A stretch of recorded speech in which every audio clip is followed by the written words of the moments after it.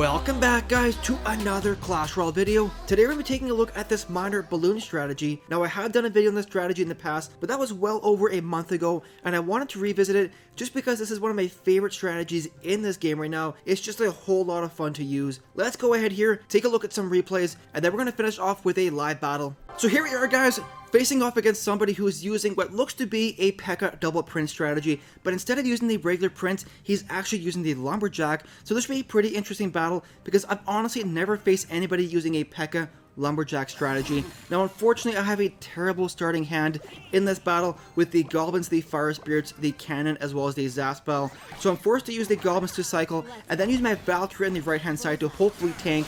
But in the end, it was kind of a waste of elixir because we weren't able to do any damage to the tower, and I do have a really big counter push to worry about right here.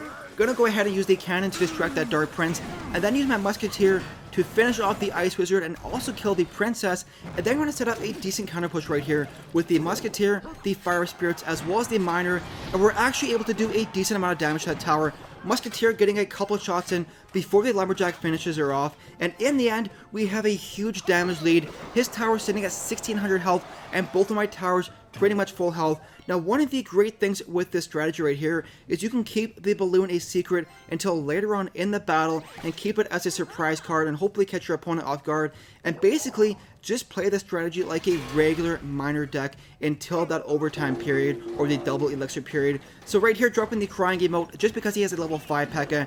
and I'm actually going to do a split push here with the Valkyrie Musketeer on the left hand side and a Miner Goblin push on the right hand side, and in the end we're able to do some decent chip damage to his tower, but unfortunately he does drop that Princess to kill that one Goblin who's doing some decent damage for me. But his tower is sitting at 1600 health on the right hand side. But take a look at this huge counter push coming in here with the P.E.K.K.A. up front as well as the Lumberjack. Now fortunately for me, my cannon as well as my tower targeted the P.E.K.K.A. first.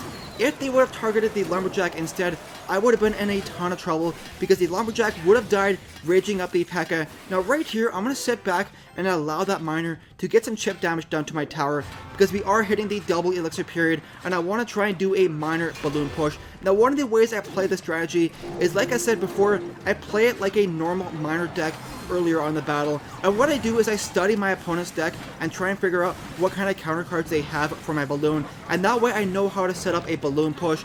Now the reason I have the Fire Spirits in this deck is to do a Miner balloon Fire Spirit push just in case my opponent does have the minions in their deck.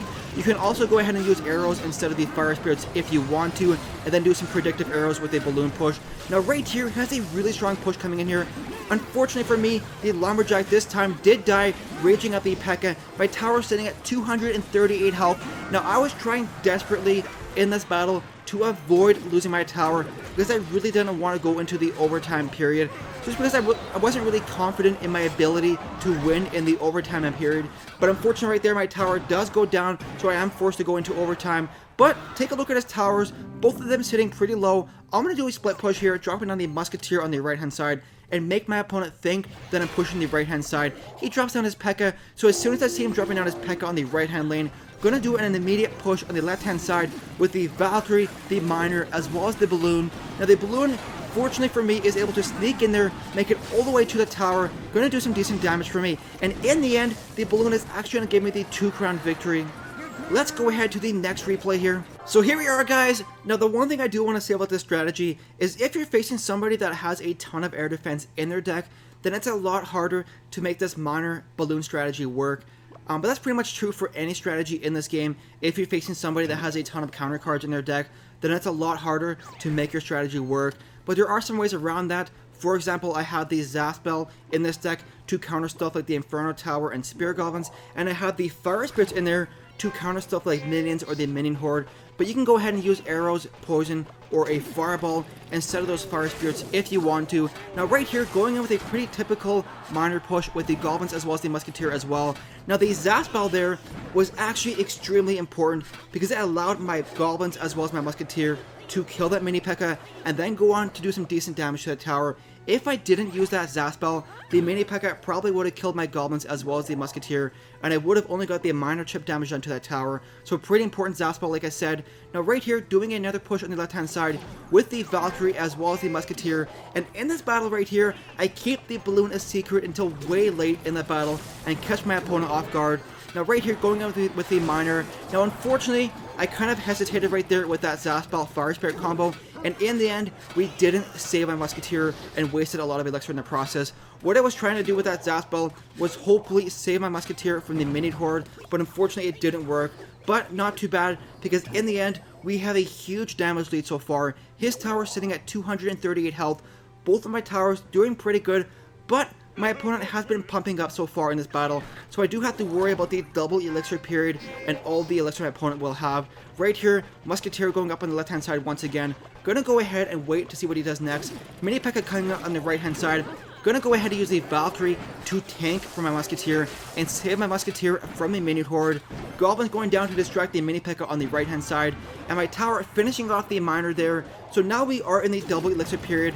Gonna go ahead with the minor to tank for my Musketeer. Fire Spirit's going in there as well, and we are able to take out that tower, giving myself the 1 crown lead. Now pretty soon here, I'm going to go ahead and cycle back to my minor, and then do a minor balloon push, and because I saved the balloon until so late in this battle, my opponent wasn't expecting it, and he wasted his really strong balloon counter with the minion horde. So right here, as soon as I hit 10 elixir, down goes the minor as well as the balloon. My opponent drops down his minion horde on the left hand side, and like I said, because I hit the balloon until so late in this battle, I did catch my opponent off guard and pretty much waited for him to waste his counter card. Now right there, balloon doing some decent damage to the right hand tower, but unfortunately it does die before it finishes off. Now one thing I really wish I had is a level 4 balloon, because if my balloon was level 4, that tower would already be down and I would already have the 2 crown lead. But here we are with 3 seconds left. I'm gonna go ahead and let my opponent take out that tower on the left hand side, because I already have the victory. Let's go ahead and do a live battle here. So here we go, guys, facing off against a level 10.